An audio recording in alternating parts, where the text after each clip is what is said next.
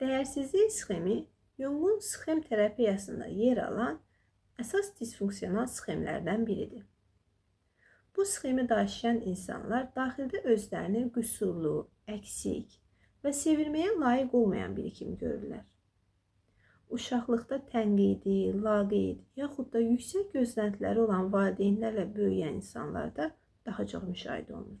Bu sxem müxtəlif kognitiv təklif etmələrə səbəb olur. Belə ki, şəxs qüsurlarını şişirdir, uğurlarını isə görməzdən gəlir. Daim başqalarının təsdiqinə ehtiyac duyur. Sxem terapiyasında bu düşüncə nümunələrini aradan qaldırmaq üçün kognitiv yenidən çərçivələndirmə, empatik yenidən valideynlik və sair kimi metodlardan istifadə olunur.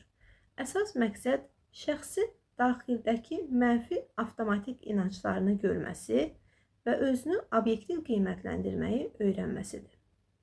Unutmayaq ki, dəyər hissi xarici təsdiqlə yox, özümüzü qəbulla başlayır.